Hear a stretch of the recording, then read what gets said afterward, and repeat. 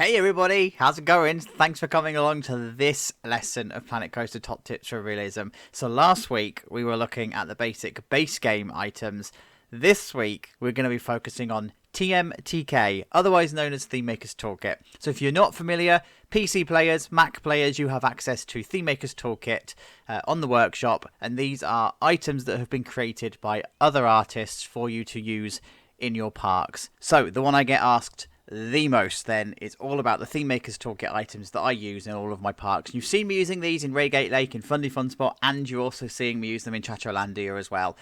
So just like a magician should never reveal his secrets, I'm about to reveal my secrets. Guys, please make sure you want to know what's behind the curtain before you peek behind it, because this is literally spoiler eyes. You cannot unsee what I'm about to show you. I'm going to load this park file and also the previous park file into the workshop so that you can just download them. If you download this park file, it will download all of the ThemeMakers Toolkit items that are within it. So I've tried to make it as comprehensive as I possibly can.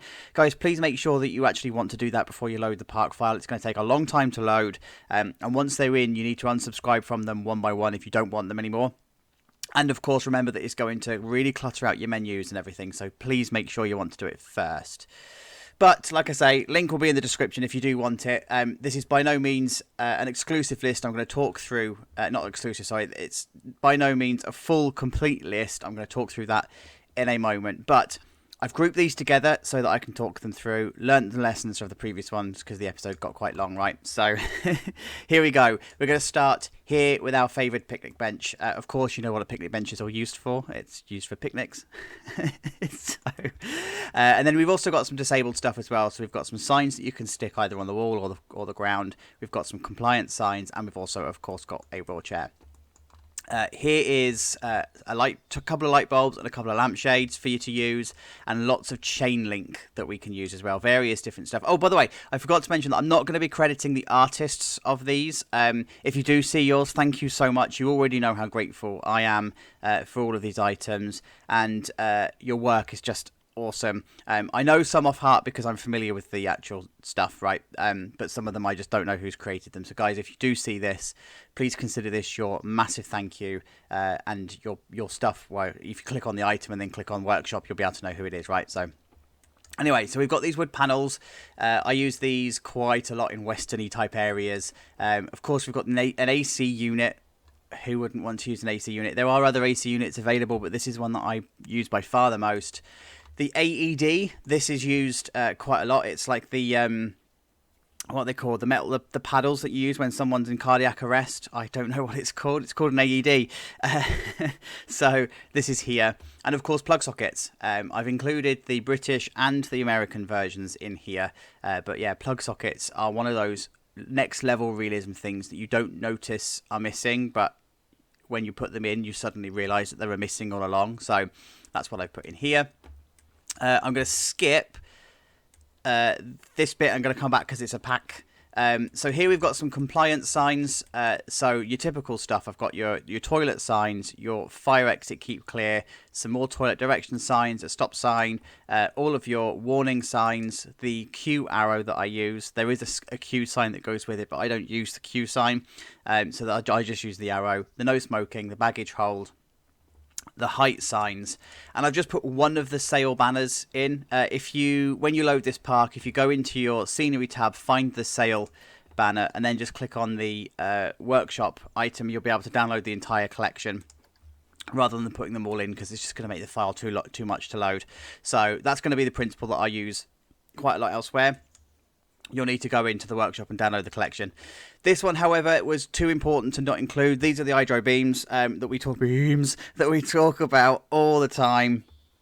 These are all the ones that I use in various different sizes and thickness and lengths and all sorts. Completely recolorable. You've got full control over these. So, guys, once you fall under the beam bus, you will never go back. You will constantly be building things out of beams. They are just incredibly versatile. You can do anything with them. You can do cornices on roofs. You can do floors. You can do actual walls. You can do beams. You can use them for their intended purposes. They're just awesome. They're just amazing. Next, we have ourselves a restaurant pack. Well, I don't know why I've put the CCTV stuff in. The Catwalk CCTV is here, but the restaurant pack. So you've got things like ice cream freezers, ice makers. You've got cables. This is a massive thing. Cables that are on the walls. You'll see me using these everywhere. All of your lights and everything that's connected by some kind of power needs to have some kind of connection to a cable. You've got some signs. You've got more machines like microwaves and ice makers and drinks machines and beer dispensers. You've got beer mugs, you've got serviettes and napkins, you've got salt and pepper shakers down here, you've got ice cream to go on the table. Like, there's lots of stuff in here, right? I'm not going to go through each individual one, but this is like stuff that I would use in a restaurant-y bar type area as kit. Then we've got some bins. These are the two bins that I tend to use, or bin covers, should I say, that I tend to use in the parks. I do have some others, and I don't use them as often. These are the two main ones. They're recolorable. You can do whatever you want with these as well. These should be over here, but they're like mustard and ketchup, and there's also a Tabasco sauce one as well that you can get. So you just go on, again, same thing, go on to the person's workshop and you can download them from there. Then we've got seating for your restaurant and stuff. So you've got your cafe tables, you've got your cocktail table, you've got some chairs and some sofas. You'll see me using all of these everywhere. Some CCTV to go on the wall, including the bracket, and also a fence as well. So this is like your equivalent of don't die fencing, but this is it's much higher, much more robust. You tend to find these around roller coasters and at park perimeters. So using these, this one, just get rid of that. This one is the ceiling that I use. So be careful if you're going to use this, because a ceiling can be 2, 3, 4,000 pieces, because they're basically put on a 1x1 grid. Actually, I think it might actually be a 1/2x1 grid. It's a small grid anyway, and you need a lot to cover an expansive area. So they come in two variants. So you've got this one with the small spotlight and this one with the larger light. So couple those with the hydro beams, you can create some really awesome scenery or ceiling scapes. Now, then I've got a whole raft of windows and doors that I found. Like, these are just awesome because it means you're not building windows out of beams anymore. You can just use these and they are just fit for purpose. Like, I use them on the shop for Chacholandia rather than building beams. Whereas in Reigate Lake, I was building windows using beams and glass. So had I have had these at the time, that would have been a very different build and it would have been a much lower piece count. So that's what I've done here. And then I've just included the blinds that sort of fit with these as well. So that's in here. Drain covers and drain pipes. So this is really important, especially in the UK. We get quite a lot of rain. So you're going to find that your buildings are going to have some kind of drain covers and everything. And then I've just added some water fountains. We tend to not have them in the UK. We don't tend to have water points because most of our taps and everything in toilets are drinking water, so you can just go in and fill up a bottle from there. But I know that this is a big thing in America, so I've included these. And then this is the kind of custom fencing that I use. So these are the main custom fences that I use. There are some other amazing fences that you can find on the workshop, but these are the ones that I use the most.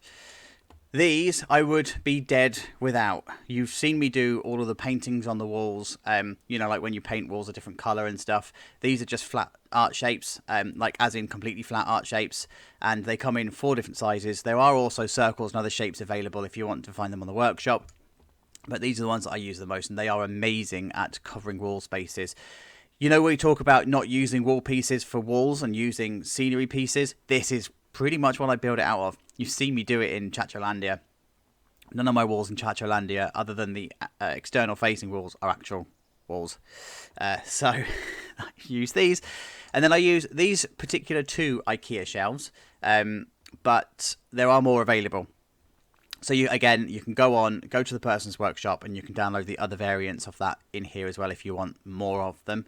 And then KPR's signs. My God, these are incredible. I've just put the 3 in, but again, same principle. Find it in your menu, go to KPR's workshop, and you can download just a massive amount of these signs, and they will change your park completely. I think these are KPR as well. Forgive me if they're not. But I've done the same. So there's a whole selection of these, and I've just included the one for you to go and then source the ones that you want, rather than me polluting you with every single one that I use, which you might not want. And then likewise with these posters, I don't think these posters are KPR, but again, I might be wrong. But again, they come in all of the brands. So I've just included the 2 there to give you a flavour. You can find more on the workshop. And then, of course, the ride signs, the ride compliant signs, the 5 different levels of severity of ride from most gentle to most extreme going up to the top, right? So I put these outside the front of the park. There is also a new one that I noticed the other day that's actually found in the scenery tab. I've not included those in here yet because I've not used them in park to know if they're any good. But I understand from what I've seen, they're the same sort of signs, but they're just a scenery piece rather than a building piece. So, yeah. They'll choose whichever one you want, right? It's the same thing. And then letters and fonts. So Tripwise. These ones up here, I use these forever. I stumbled across these accidentally, and they changed Reigate Lake. So like I found these for phase 3 of Reigate Lake. Just changed the face of the park, and now I use them absolutely everywhere. And then you've got Idrose Fonts. These 2 are Idrose Fonts, and I'm sorry, I don't know who did the neon letters. I think it's Idrose. But anyway, these are the 4 fonts that I use. I abuse them, right? I absolutely abuse them, as you already know. And then underneath, I've just put the road signs in. So you saw this in the car park episode, where I was putting down road signs and road letters and stuff. And these are the ones that you get in that pack. So they're all separate words. So ahead, only, and bus, and left, and right. My OCD kicked in, by the way. I had these the other way around, as right and left, and I was like, no, can't have that. People will notice. So left and right. And then you've got 2 variants to stop. You've got turn, and then you've got the arrow makers here as well. So you just place them on the ground, and you're done with them, right? Ceiling fan. My God, I love this ceiling fan. It looks really cartoony, but it's colorable, so you can change the colors and everything on it to suit your building. Just make sure that your ceiling is high enough. Make sure you've got enough clearance between the top of your ceiling and down here, because this is quite big. It is quite a down hang, but it's fine if you've got high enough ceiling to do it. More industrial type buildings would suit this kind of fan. Then you've also got a dome CCTV, a dome camera. These fit nicely on the upside of your ceilings or on the flat side of a wall. We tend to use them in the UK on walls, right? So you put them up in top corners so they're discreet, but you can also put them on ceilings as well. Then you've also got one-way glass. So I use this to make mirrors in toilets and stuff, and if you swap these around, look, see, so on one side it's actual glass, and on the other side it's like mirrored glass, and you can control the color of the actual mirroring as well, just by changing the color, as you'd imagine. And then you've also got the stone cladding. So this is the one that caused absolute mayhem in Reigate Lake when the original one was removed and replaced with these 3. The actual stone cladding itself is amazing, and the original was amazing. The problem was the fact that Frontier hadn't thought about removal of stuff from the workshop and what happens to save games if a creator removes their content. So it was replaced with these 3, and well, you know I abuse these as well everywhere. They just make awesome walls, awesome floors, awesome features on walls or pillars or all sorts of stuff that you can do. So again, you've seen me doing all of this in the likes of Reigate Lake and Fundy Fun Spot. So if you want to go and see them in situ and in action, I particularly heavily use these in the hotel. So episode 11, 12 and 13 of the series of Reigate Lake in these ones. So we're going to head back the other way then. Wood panel walls, you saw this in Reigate Lake as well, and some of Fundy Fun Spot. They're just an alternative wall set. They're flat one side, flush one side, and then they've got this wood paneling effect. It's just an alternative version, and these are off grid as well, so you have complete freedom of all of your rotation axes here. So look, you can rotate it on all three planes. So full control over those, and they're colorable as well. So yeah, they're awesome. These are awesome. Plenty of floors, so you know I love my floors and I love my interiors, so I've got all of the mosaic and the marble ones here. I abuse this one a lot because it's a modern like tile floor.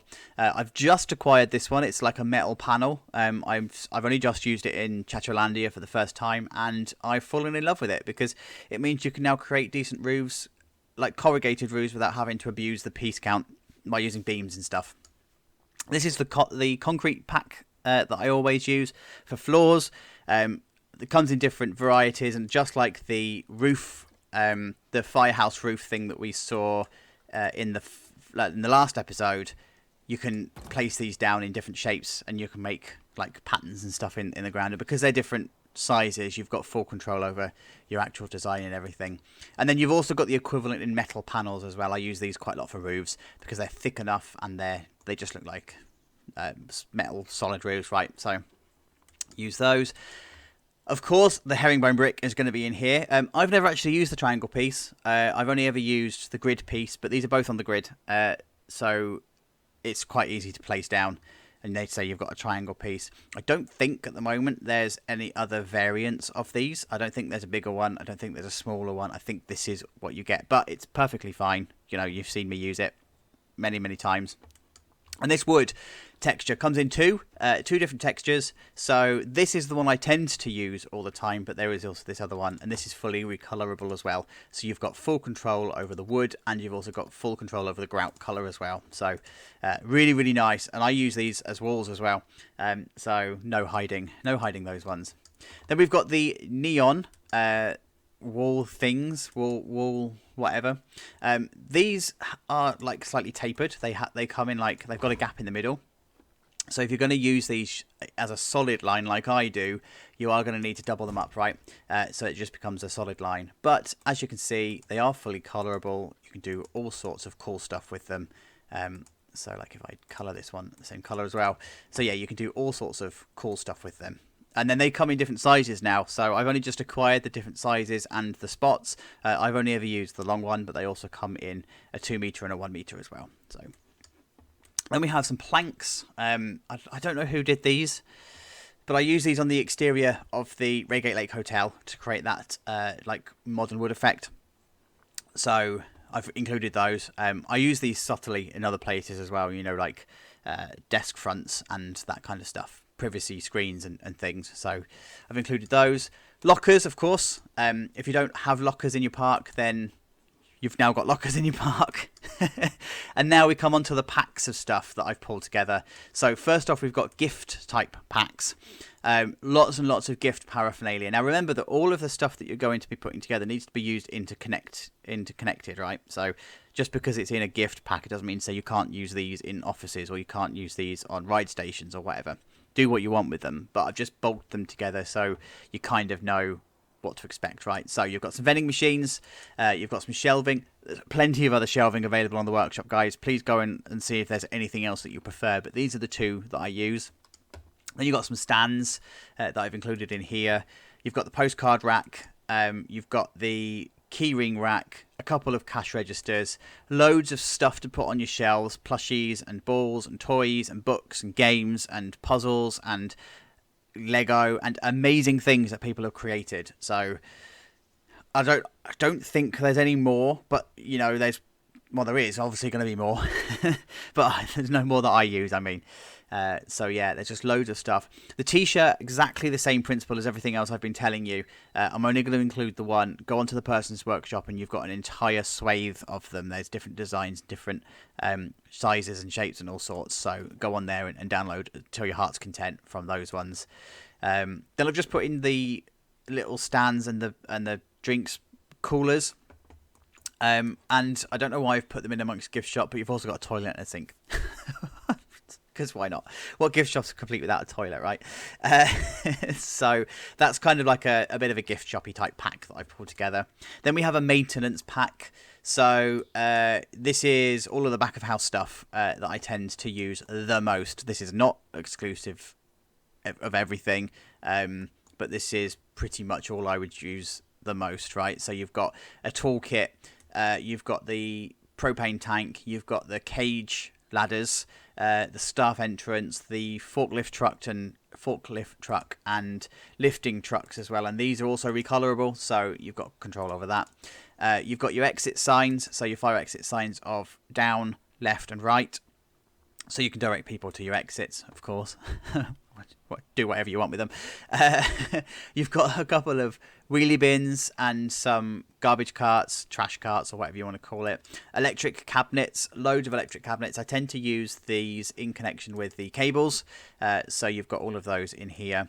You've got the keep out, don't die signs. So there's 2 of these that I've used. This one is by My Curious Mind. In fact, I think they're both by My Curious Mind, but this is the most recent one, because and I like this one because it's smaller and it's a bit more crisp. It's like you can see this has got a grey effect to it, even though it's white, but this is just so much better. I think this was used on the Swarm recreation, and that's why it's a little bit smaller, because the sign on those fences are smaller, so I prefer this one. And then you've also just got some boxes and the broom, and then the fluorescent lamp that I use, the mop bucket. I tried to make a thing of a mop bucket back in the early days of Raygate. It didn't really take off.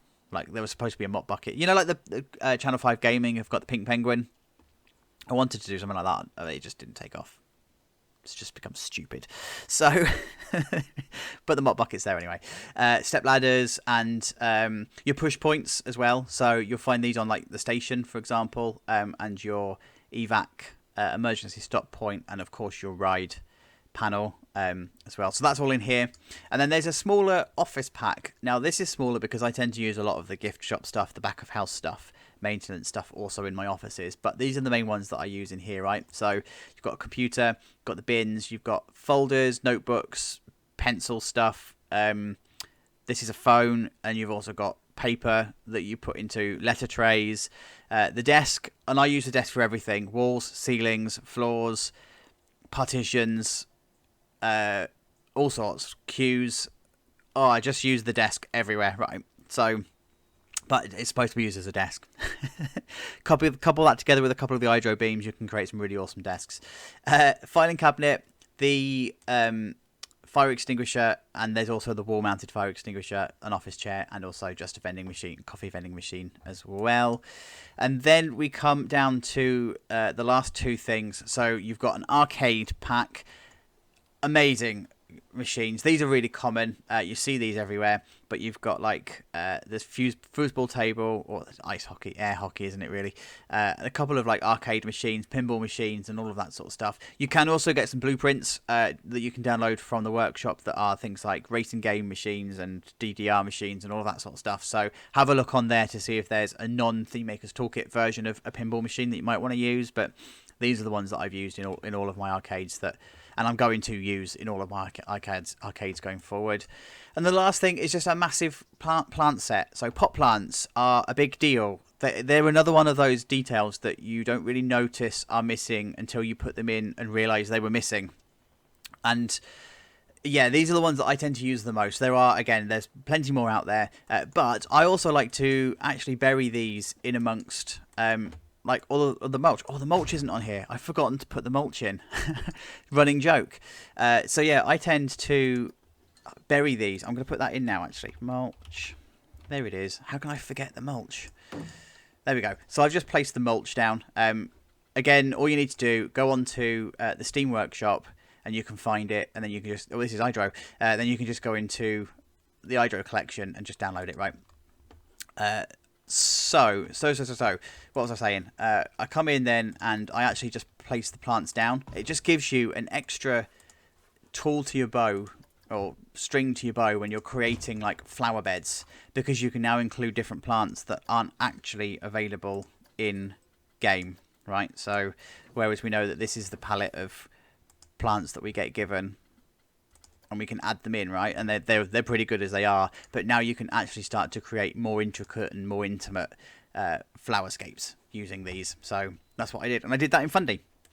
So guys, that is a real quick run through of everything. I think we've done everything. It's all covered in some capacity. I know this is a bit more of like a telling you how to do things, because I've got loads of episodes where I've shown you how they're in use in situ, and this is the one thing that I get asked a lot: what ThemeMakers Toolkit items do I use in order to create realistic parks. And now that you've peeked behind the curtain and you can go and download this, I really would love to see what you guys do with it, right? I'd really love to see what you guys are coming up with in terms of your realism. So if you do happen to have videos that you're going to post, or Steam Workshop links or anything like that of your own creations, please share them in the comments below so that we can all see them, so that we can praise the ThemeMakers Toolkit artists. Like, the parks that we create are only as good as these items that are being put together. So on that note, thank you so much for watching. I've tried to keep this one as short as possible. The link for the download is in the description. And I will see you on Sunday for the next Chatterlandia episode. And guys, until we speak again, please look after yourselves. Take care. Bye-bye.